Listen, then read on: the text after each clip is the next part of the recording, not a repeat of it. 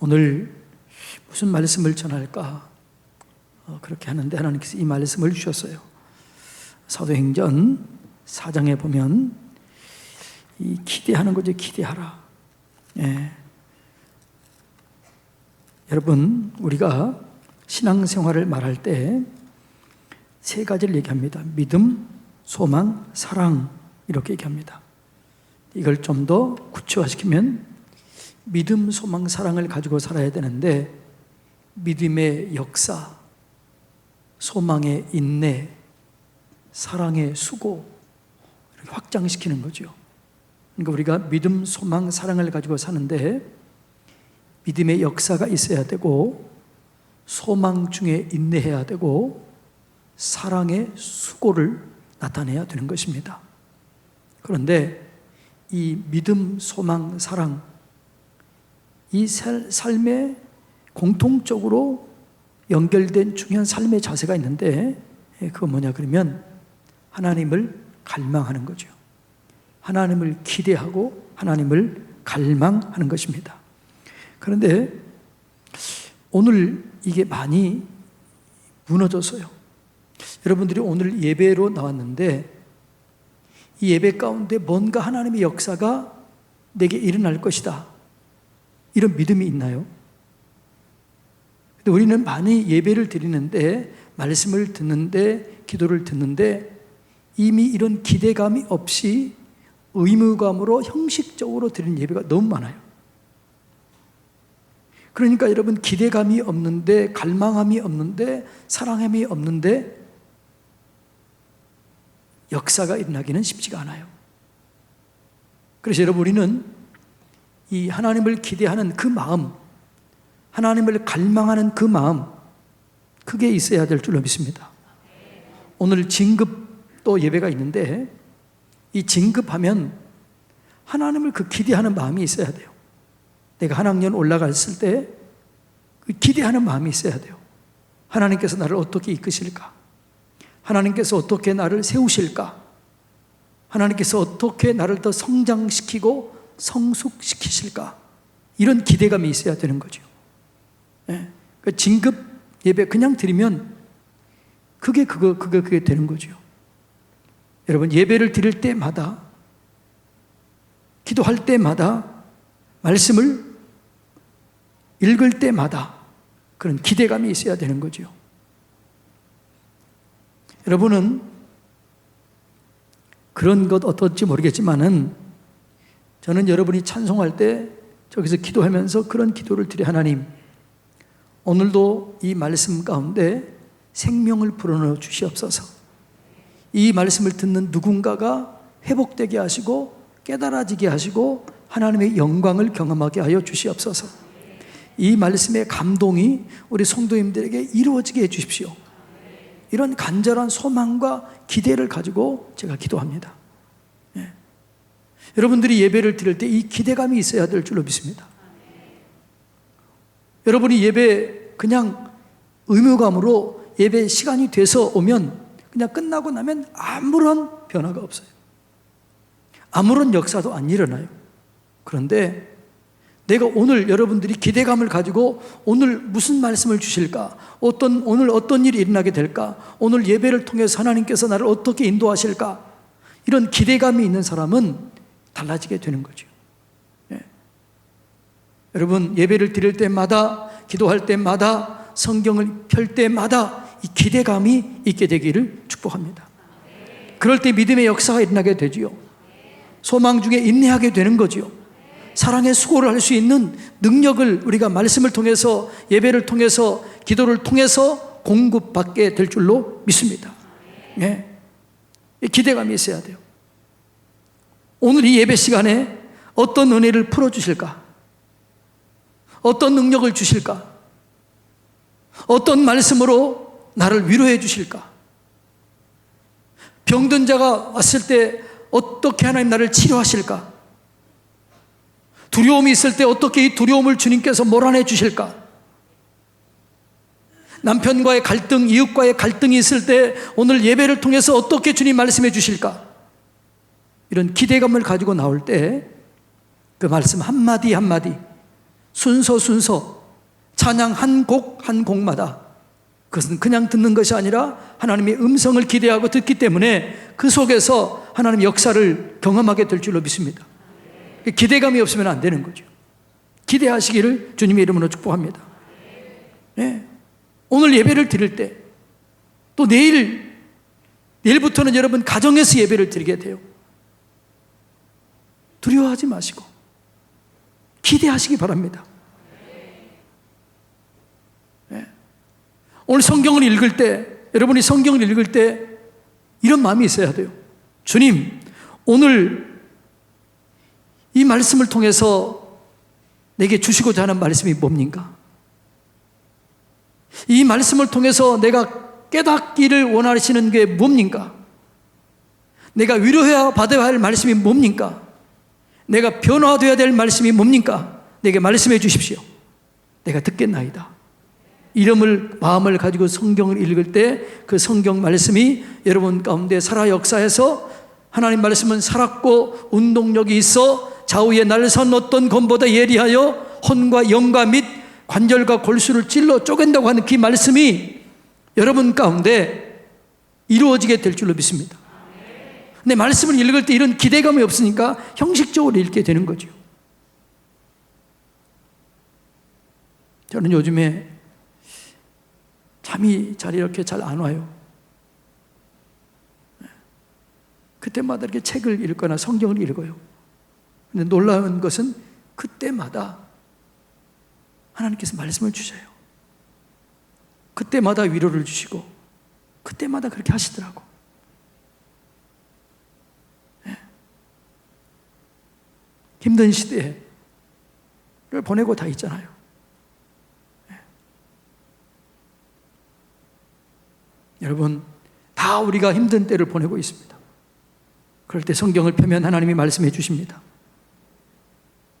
내가 읽어야 할 책을 읽으면 하나님께서 거기서 말씀해 주십니다.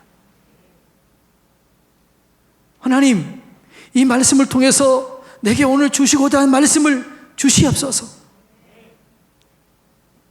그러면 그 말씀을 통해서 반드시 주셔요. 그런 기대감이 있어야 될 줄로 믿습니다. 기도 후에 기대하시기 바랍니다. 기도할 때 하나님을 믿음으로 기도하고 하나님을 믿고 믿음으로 기도하고 기도한 다음에 기대하라는 거죠. 그게 기도예요. 기도한 다음에 아무 기대가 없다. 그건 하나님 안 믿는 거죠. 여러분, 기도한 다음에 하나님을 믿고 기도합니까? 믿음으로 기도합니까? 기도한 다음에 기대합니까? 그냥 기도하는 것과 하나님을 믿고 기도하는 것과 믿는 다음에 하나님을 기대하는 것은 전혀 달라요. 하나님을 믿고 믿음으로 기도하고 그 다음에 하나님을 기대하는 사람에게 하나님께서 역사해 주실 줄로 믿습니다. 그러니까 우리는 너무나 형식적으로 그런 기대감이 사라져버린 거예요. 그러니까 그런 기대감 없이 예배를 드리니까 그냥 오늘 예배를 드리고 가도 그냥 아무런 일이 없는 거죠. 오늘 기도를 받아도 아무런 일이 없는 거죠. 제가요, 여러분들 안수해 주면 제가 오늘 느낌이 있어요. 어떤 느낌일까요? 받는 자들의 마음 자세가 있어요. 어떤 분은 이런 믿음이 있는 것 같아요. 제가 안수해 주시면 하나님이 역사할 것이라는 간절한 소망과 기대를 가지고 받는 사람이 있어요. 아멘 소리를 들으면 알 수 있어요. 어떤 사람은 기대감이 없어요. 그냥 한번 받아보는 거지요. 아니에요.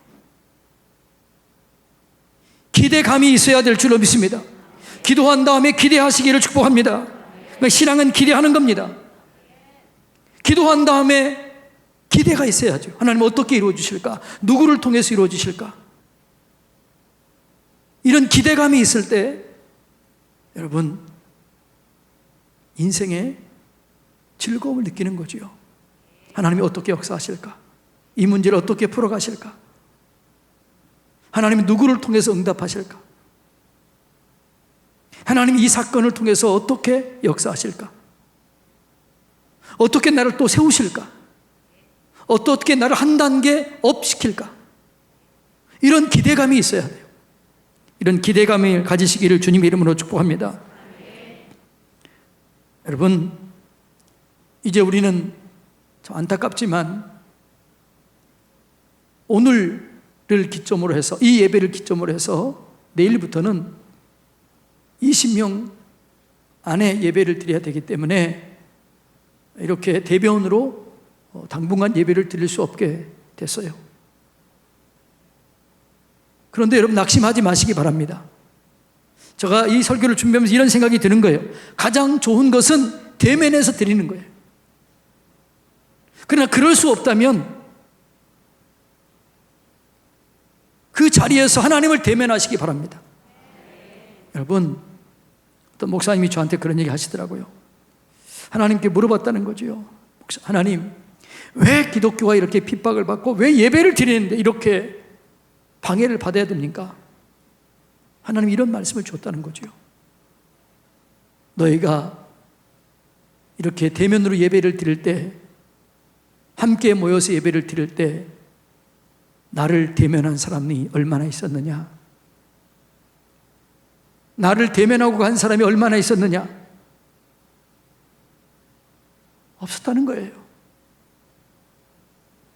여러분, 가정에서 예배를 드릴 때 저와 대면하지 못하고 우리끼리 대면하지 못하지만 하나님과 대면하시기를 주님의 이름으로 축복합니다. 그래서 제가 기대가 되는 거죠. 그럴 수 없을 때 최선을 다하시기 바랍니다. 오늘 여러분들이 대면 못해서 우리의 가정에서 예배를 드릴 때 내 자녀가 어떻게 변화될까? 내 남편이 어떻게 변화될까? 성경을 읽을 때, 기도할 때 어떤 역사가 일어나게 될까? 이런 기대감을 가지시기를 주님의 이름으로 축복합니다. 대면이 최선이지만 대면을 못했을 때 다니엘이 어떻게 했어요? 성전에 가서 예배를 드리는 게 최고였지만 그리 못하니까 성전을 향해서, 예루살렘을 향해서 문을 열고 기도했을 때 하나님께서 응답해 주실 줄로 믿습니다. 하나님께서 바벨론 포로 30년을 하나님이 허락해서요, 이 코로나19를 허락한 거지요. 참새 한 마리가 떨어지는 것도 하나님의 허락하심 없이는 안 된다고 그랬다면 이것도 하나님의 허락하심 아니겠어요? 그렇다면 여러분, 기대하시기를 축복합니다. 사단을 역이용하시기를 축복합니다. 하나님께서 바벨론 포로를 허락하신 이유는 뭐지요? 극상품 무화과 프로젝트였어요. 성경은 얘기합니다. 내가 극상품 무화과 나무를 만들기 위해서 포로 70년을 허락했다는 거죠. 그래서 그 포로 70년 기간 동안 그들의 형식적인 신앙이 삶의 신앙으로 바뀌었습니다. 다니엘과 그의 친구들, 에스라, 느헤미야, 스룹바벨, 모르드게, 에스더, 이런 진짜 신앙의 영웅들이 그 바벨론 포로, 거기서 극상품 무화과 나무처럼 만들어지게 된 거예요. 여러분, 저는 함께 대면에서 예배 드리지 못한 것에 대한 아쉬움이, 안타까움이 너무 커요. 그러나 새벽 예배는 계속 할 겁니다. 여러분, 새벽 예배 때 많이 들어오셔서 함께 아멘도 남겨주시고 함께 비대면으로 하지만 참여해 주시기 바랍니다. 그게 공동체 의식을 갖는 거죠. 한 설교를 듣고 한 시간에 같은 기도한다는 것은 공동체 의식을 갖는 거죠. 저보다 설교 잘하는 사람 많아요. 더 큰 은혜로운 설교하는, 새벽 기도하는 사람 많아요. 그럼에도 불구하고 우리 교회에 들어와서 우리 설교를 듣고 함께 나눠야 되는 이유는 우리가 공동체 의식을 갖는다는 거죠. 서산 성결교회 한 공동체 의식, 우리는 한 서산 성결교회 한 공동체이다, 이 의식을 갖는 거예요. 내가 참여하는 것이 공동체를 사랑하는 거예요. 그래서 여러분들이 가능한 우리 모든 성도님들이 이 공동체 의식을 가지고 비대면을 드릴 때 새벽 예배든 밤 예배든 가정에서 찬송 힘있게 하세요. 성경을 읽으세요. 큰 소리로 찬송을 올리세요. 그러나 새벽 예배는 할 겁니다. 우리가 나라의 안에 있기 때문에 법을 지킬 겁니다. 그러나 무너지지 않을 것입니다. 역이용하시기를 축복합니다. 역이용한 거지요. 사단은, 그러니까 모든 이런 속에 사단이 역사하는 거지요. 역이용하면 돼요. 비대면하게 하면 하나님을 대면하면 돼요. 가정에서 새로운 예배 초소를 만들면 돼요. 거기서 여러분의 찬송하고 남편과 아내와 여러분의 자녀들이 함께 찬송하고 함께 기도하고 거기서 하나님을 대변할 때 거기에 놀라운 역사가 일어나게 될 줄로 믿습니다. 여러분의 가정 속에 새로운 또 어떤 영적 기류가 형성되게 될 줄로 믿습니다. 역이용하라는 거죠. 왜? 하나님은 어디나 계시기 때문에. 그걸 역이용하는 저와 여러분들이 되시기를 주님의 이름으로 축복합니다. 예? 대면 예배를 못한다고 해서 무너지는 것이 아니에요. 거기서 우리가 하나님을 구하고 하나님을 대면하면 거기서 하나님의 선한 역사를 경험하게 되는 거지요.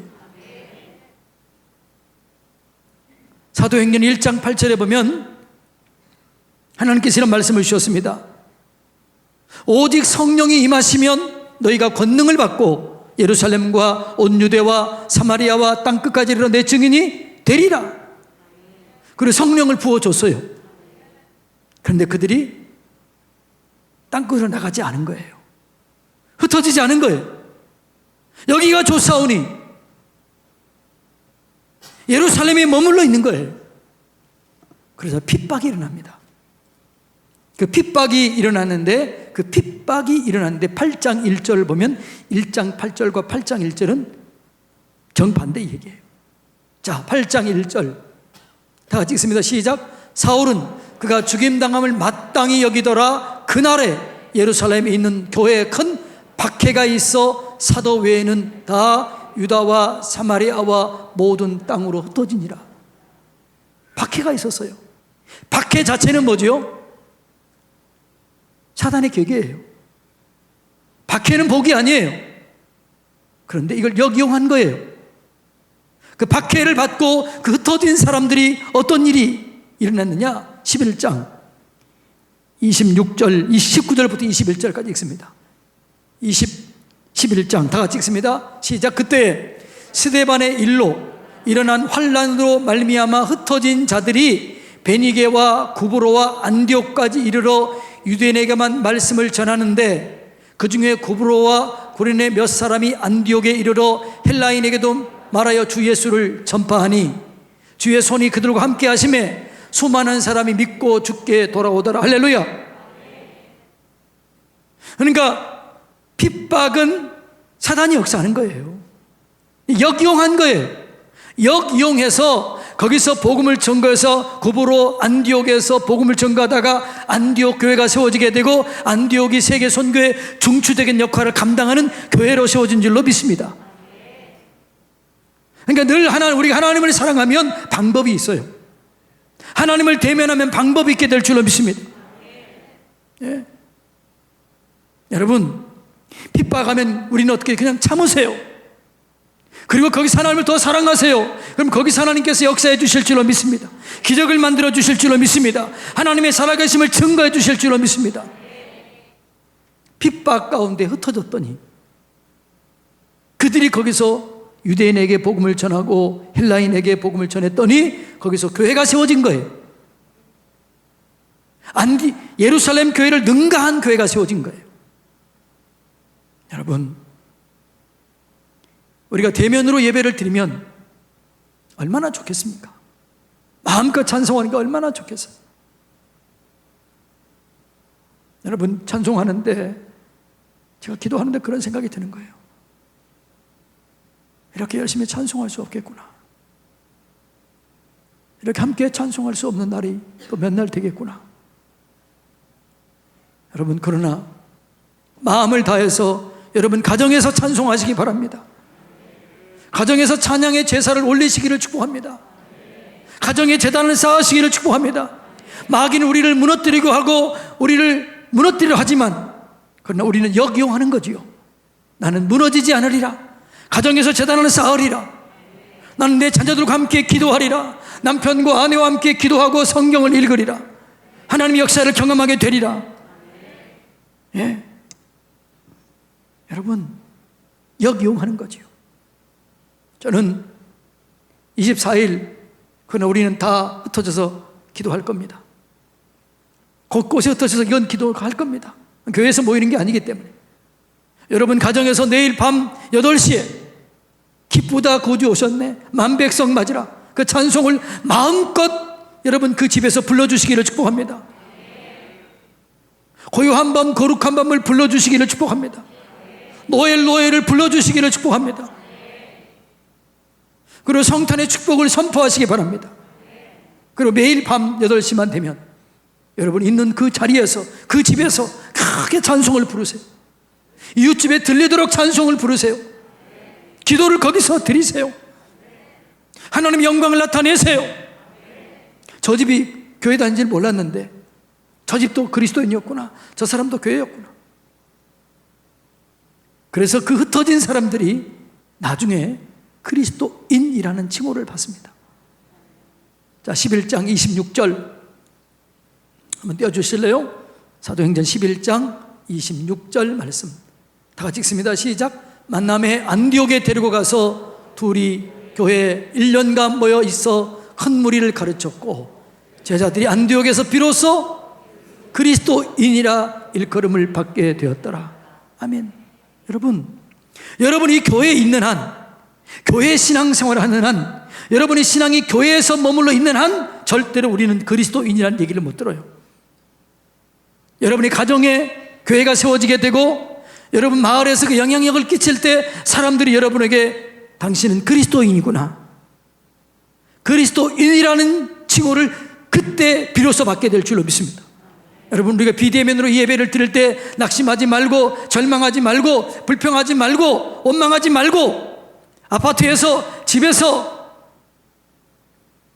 크게 찬송을 부르고 크게 기도하고, 우리 옆집이 교인이었구나, 이제 교인을 넘어서 그리스도인이었구나, 이런 얘기를 듣게 되기를 축복합니다. 그리고 그 자리가 교회가 되기를 축복합니다. 그리고 다시 만나는 날 예수님의 이야기로 가득한 얘기, 간증으로 가득한 그런 이야기를 나누게 되기를 원합니다. 우리가 그렇게 갈망하고 그렇게 기대할 때 하나님께서 역사해 주실 줄로 믿습니다. 사랑하는 성도님 여러분, 한 2주 정도는 우리가 얼굴과 얼굴을 우리끼리 대면하지 못할 것입니다. 그러나 주님이 내 안에 계십니다. 주님이 함께 계십니다. 두세 사람이 모인 곳에 내가 그들 중에 너희와 함께 하리라, 이 말씀을 붙잡고 거기서 가정에서 찬송하다가 주님을 대면하시고, 말씀을 대면하시고 기도하다가 주님을 만나시기를 축복합니다. 거기서 병든 자를 위해서 기도할 때 치료하고, 남편이 병들었을 때 치료하고, 아들이 병들었을 때 기도함으로 치료함으로 영광을 경험하게 되기를 축복합니다. 그러니까 우리는 두려워할 게 없어요. 사단의 괴계를 무서워할 필요가 없어요. 역이용하는 겁니다. 자, 옆에 사람 인사합시다. 역이용합시다. 역이용합시다. 오늘 집사님이 잘못 보낸 문자를 저한테 봤어요. 동생한테 문자 보낸 건데 저한테 온 거예요. 제가 그 문자를 보면서 막 울었어요. 중한 질병에 걸려서 1년밖에 살 수 없다라는 사형 선고를 받은 집사님인데 지금까지 살아있으면서 하나님을 간증하고 하나님을 증거하는 거죠. 그는 무너진 것이 아니라, 뒤로 물러선 것이 아니라 하나님을 증거하는 거죠. 내가 왜 이러는지 모르겠다, 내가 누구인지 모르겠다, 하나님이 나와 함께 하신다, 성령님이 나를 도와주고 계신다. 함께 얘기했던 사람들, 수많은 사람들이 다 떠나지만 남아있는 자기, 하나님을 증거하는 거죠. 역이용하는 거죠. 여러분, 사단을, 괴계를 역이용하시기 바랍니다. 대적하시기 바랍니다. 그리고 하나님의 살아계심을 드러내시기 바랍니다. 증거하시기 바랍니다. 제 얼굴 똑똑히 좀 봐주세요. 우리가 한 2주 동안은 이렇게 또 보지 못할 그럴 때가 올 거예요. 그러나 여러분, 그때 여러분 가정에서 하나님을 대면하시기 바랍니다. 하나님을 만나시기를 축복합니다. 그리고 하나님의 이야기를 가정 속에서 나누시기를 축복합니다. 그리고 우리가 다시 만났을 때 하나님이 우리 가정 가운데 이렇게 역사했습니다. 내 기도를 이렇게 들어주었습니다. 사단은 우리를 무너뜨리기 위해서 대면하지 못하게 했지만, 그러나 우리는 하나님을 대면했습니다. 꼭 그 시간을 가지시기를 주님의 이름으로 축복합니다. 내 안에 주님이 계시기 때문에 우리를 절대로 무너뜨릴 수가 없습니다. 사랑하는 성도님 여러분, 힘을 내시기 바랍니다. 그리고 우리끼리 대면 못해도 반드시 하나님과 대면함으로 그 영광, 그 은혜, 그 사랑을 깊이 경험하시기를 주님의 이름으로 축복합니다. 기도하겠습니다.